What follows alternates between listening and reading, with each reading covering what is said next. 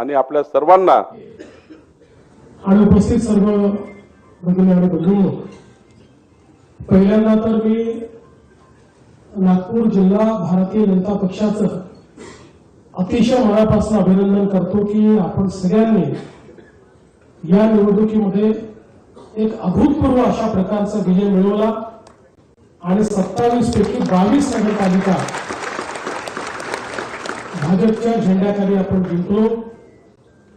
आणि एकूणच आपण जर विचार केला तर जसं डॉक्टरांनी सांगितलं की आपल्या महायुतीच्या 24 नगरपालिका त्या ठिकाणी निवडून आल्या आहेत आणि 2 नगरपालिका आपण कमी मतांनी हरलो।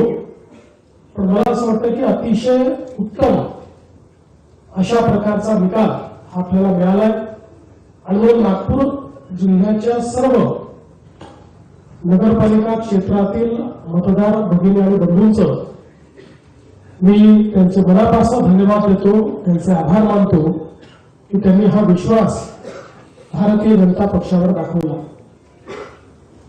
कालच्या निकालाने एक गोष्ट अतिशय स्पष्ट केली आहे की महाराष्ट्रामध्ये नंबर 1 चा पक्ष हा भारतीय जनता पक्षच आहे। आणि काल एकूणच आपली जी महायुती आहे त्या महायुतीला एकूण जे काही निवडणुका झाल्या त्यापैकी 75% नगराध्यक्ष हे आपल्या महायुतीचे निवडून आलेले आहेत। आणि आपण जर विचार केला तर जी महाविकास आघाडी होती त्यांचे एकूण सगळे मिळून 50च्या जवळपास फक्त नगराध्यक्ष आले आहेत आणि आपले 210 नगराध्यक्ष निवडून आलेले आहेत। त्यामुळे एक प्रकारे आपण या निवडणुकीमध्ये महाविकास आघाडीचा पूर्णपणे सफाया केलेला आहे हे देखील या ठिकाणी स्पष्ट होत आहे। भारतीय जनता पक्षाचा विचार केला तर पुन्हा एकदा सर्वात जास्त स्ट्राईक रेट आपला आहे। आपण नगराध्यक्ष पदाकरता जेवढ्या निवडणुका लढलो त्यापैकी 65% आपले नगराध्यक्ष निवडून आले आहेत, हा देखील एक रेकॉर्ड आहे। दुसरं, महाराष्ट्राच्या इतिहासामध्ये भाजपने एक अजून नवीन रेकॉर्ड तयार केलेला आहे, तो म्हणजे नगरसेवक निवडून आणण्याचा। मागच्या निवडणुकीमध्ये भाजपचे 2017 साली आपणच 1 नंबर पक्ष होतो, पण आपले 1500 नगरसेवक निवडून आले होते। यावेळी जवळपास 3000च्या वर नगरसेवक, 50पेक्षा जास्त नगरसेवक हे भाजपचे निवडून आले आहेत। आणि 6 पक्ष, इतक्या आघाड्या, इतके अपक्ष असं सगळं असताना एकूण नगरसेवकांच्या 48% एकट्या भाजपचे नगरसेवक महाराष्ट्रामध्ये निवडून आलेले आहेत। गेल्या 30 वर्षाचा मी स्टॅटिस्टिक्स पाहत होतो तर त्यात हा रेकॉर्ड आहे। एवढे नगरसेवक नगरपालिकेच्या निवडणुकीत कुठल्याच एका पक्षाचे आलेले नाही। त्यामुळे एक प्रकारे महाराष्ट्रातल्या नगरपालिका क्षेत्रातील नागरिकांनी आपल्या सरकारवर विश्वास दाखवलेला आहे, आपल्या कामाला एक प्रकारची पावती दिलेली आहे।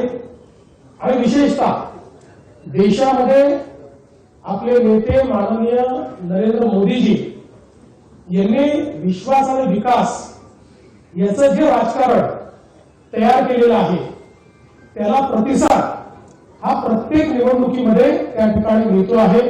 आणि तोच नागपूर जिल्हा असेल किंवा उर्वरित महाराष्ट्र असेल या ठिकाणी आपल्याला पाहायला मिळाला। साधारणपणे 18-19 तर नगरपालिका अशा आहेत की ज्या ठिकाणी बहुमत पूर्ण आपला आलाय, पण काही ना काही कारणाने अध्यक्ष आपले येऊ शकलेले नाहीत। आणि म्हणूनच मी असं म्हणेन की एक प्रचंड मोठं मॅन्डेट हे भारतीय जनता पक्षाला या निवडणुकीच्या माध्यमातून मिळालाय। आपल्या एनडीएला किंवा महायुतीला एक मोठं मॅन्डेट मिळालेलं आहे।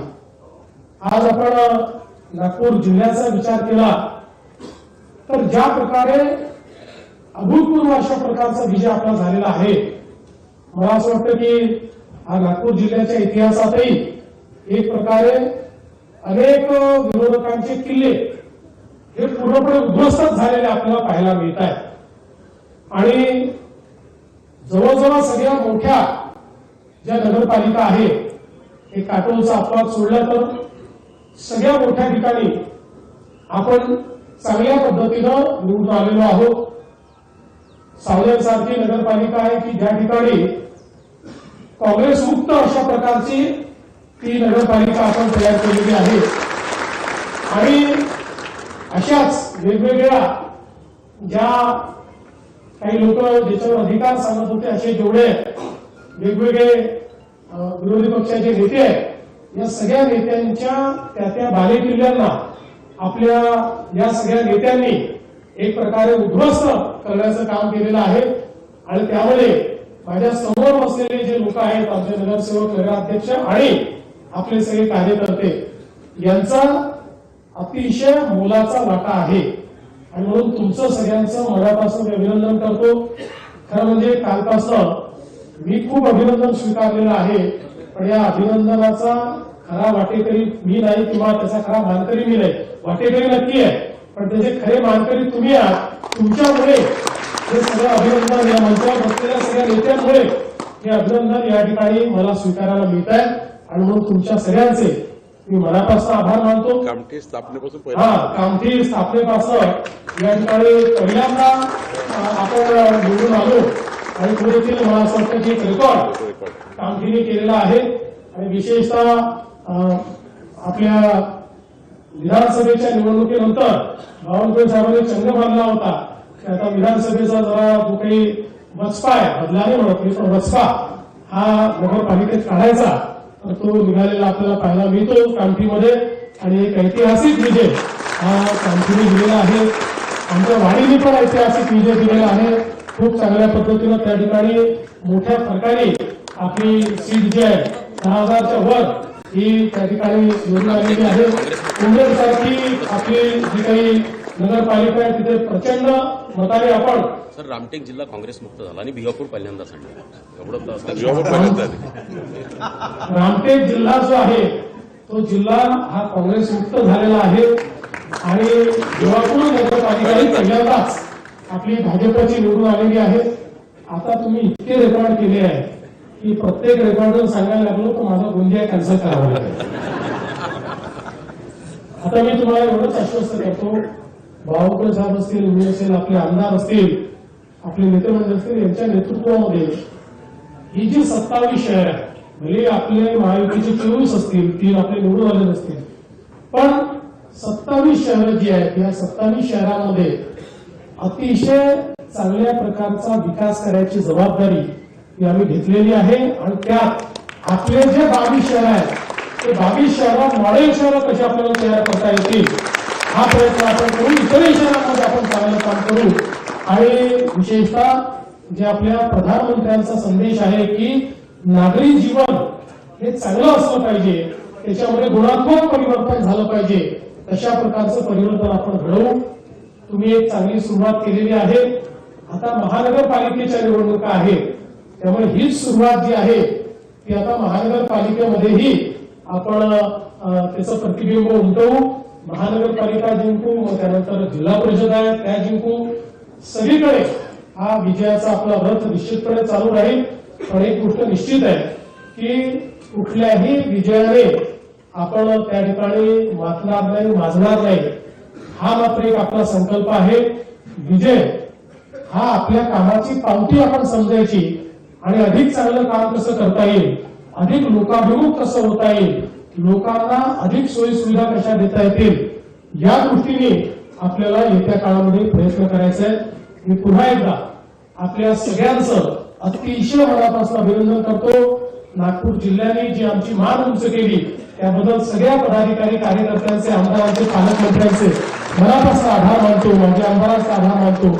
आणि पुन्हा एकदा आपल्याला धन्यवाद देऊन माझं बोलणं संपवतो. खूप खूप धन्यवाद. नगराध्यक्ष बोलून घ्या ना. माननीय आनंदराव राऊत हे आभार प्रकट करतो. 22 नगराध्यक्ष